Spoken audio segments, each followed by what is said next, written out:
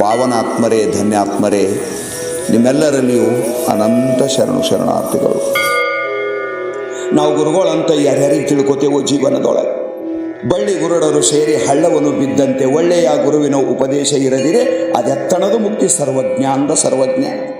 ಬಹಳ ಚಂದ ಮಾತನ್ನು ಹೇಳ್ತಾ ಮಹಾನುಭಾವರು ಹೇಳ್ಕೊಂಡು ಬಂದರು. ಬಹಳ ಸುಂದರವಾಗಿರ್ತಕ್ಕಂಥ ಮಾತು. ಅಲ್ಲಮ ಪ್ರಭುದೇವರಿಗೆ ಆಶ್ಚರ್ಯ ಆಗ್ಯದ.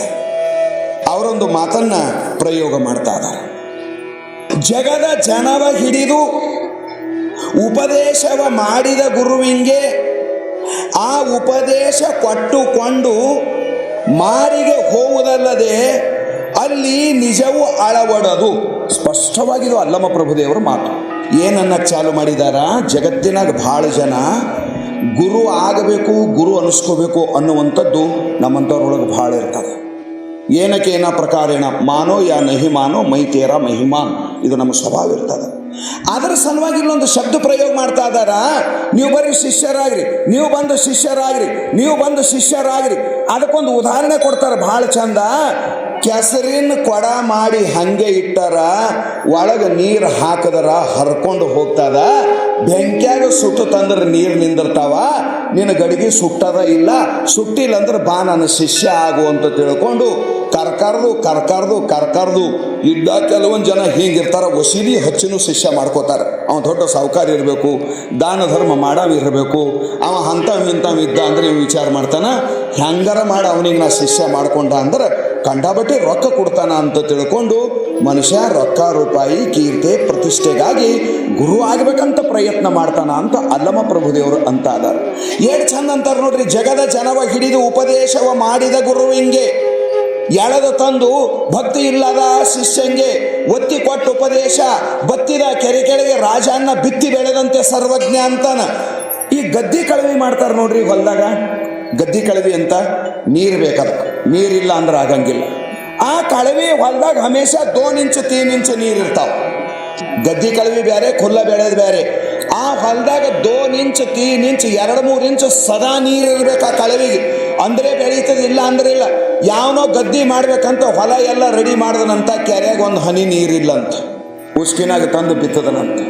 ಊಷರು ಭೂಮಿಯೊಳಗೆ, ಒಣಗಿರ್ತಕ್ಕಂಥ ಭೂಮಿಯೊಳಗೆ, ಹಸಿ ಇಲ್ಲದ ಭೂಮಿಯೊಳಗೆ ತಂದು ಕಳವಿ ಬಿತ್ತಿದ್ರ ಬೀಜನೂ ಅತ್ತೆ, ನಿನ್ನ ಮೈನತನ ಅತ್ತೆ. ವ್ರತ ಹೆಂಗಾಗ್ತದ ಹಂಗ ಯೋಗ್ಯತಾ ಇಲ್ಲದ ಶಿಷ್ಯನಿಗೆ ಯೋಗ್ಯತಾ ಇಲ್ಲದ ಗುರು ಉಪದೇಶ ಕೊಟ್ಟ ಅಂದ್ರೆ ಬಳ್ಳಿ ಗುರುಡರು ಕೂಡಿ ಹಳ್ಳವನ್ನು ಬಿದ್ದಂತೆ ಆಗುತ್ತದ ಅಂತ, ಪಶ್ಚಾತ್ತಾಪಕ್ಕೆ ಕಾರಣ ಆಗ್ತದ ಅಂತ ಬರೀತಾರೆ ಸರ್ವಜ್ಞ ಮೂರ್ತಿಗಳು.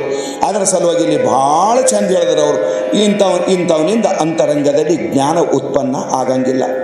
ತೆರನ ನರಿಯದ ಸಂಸಾರಿ ಜೀವಿಗಳು ಮಾಡಿದ ದೋಷವ ಭಾಳ ಚಂದ ಹೇಳಕ್ಕೆ ಪ್ರಾರಂಭ ಮಾಡಿದಾರ ಅವರು. ತೆರವ ನರಿಯದ ಸಂಸಾರಿ ಜೀವಿಗಳು ಮಾಡಿದ ದೋಷವ ತಮ್ಮ ನುಂಗಿ ಆ ಗುರುವಿಂಗೆ ಉಪಹತಿಯ ಮಾಡುವುದು ನೋಡ ಗುಹೇಶ್ವರ. ಕಿವಿ ತೆರೆದು ಕೇಳಬೇಕು, ಭಾಳ ಡೇಂಜರ್ ಮಾತು ಹೇಳೇನು ಅಲ್ಲಮ ಪ್ರಭು. ನಾವ್ಯಾರ ಹೇಳೋ ಮಾತಲ್ಲಿದು ಅಲ್ಲಮ ಪ್ರಭುದೇವ್ರು ಅಂತಾರ.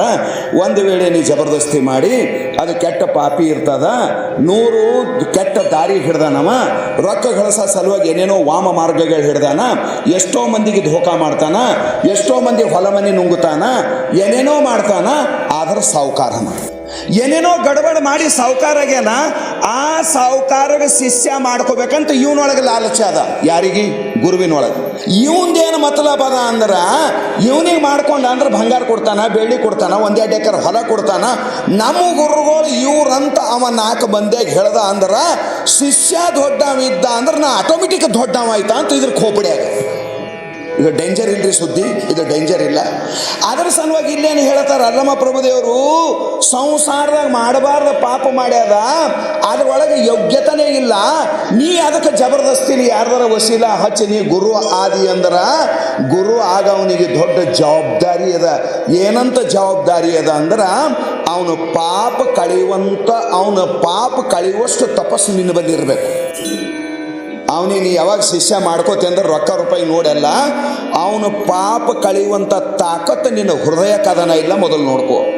ಒಂದು ವೇಳೆ ನಿನ್ನೊಳಗೆ ಅವನ ಅಜ್ಞಾನ ಕಾಮ ಕರ್ಮಗಳು ನಾಶ ಮಾಡುವ ತಾಕತ್ತಿಲ್ಲ ಅಂದ್ರೆ ಅವ ಇವತ್ತು ಬಂದಾಗ ಅವನ ಬಾಯಿಲಿ ನೀನೇ ಎಲ್ಲ ಕಚ್ಚಿದಿ, ತನು ಕೊಟ್ಟೆ, ಮನ ಕೊಟ್ಟೆ, ಧನ ಕೊಟ್ಟೆ, ನನ್ನ ಸರ್ವಸ್ವವನ್ನೇ ನಿನಗೆ ಅರ್ಪಣೆ ಮಾಡೀನಿ ಅಂತ ಅವ ಅಂದಾನ ಅಂದ್ರೆ ಅವನ ಪಾಪನೂ ಬಂದು ನಿನ್ನ ಪದರಾಗೆ ಬೀಳ್ತದ.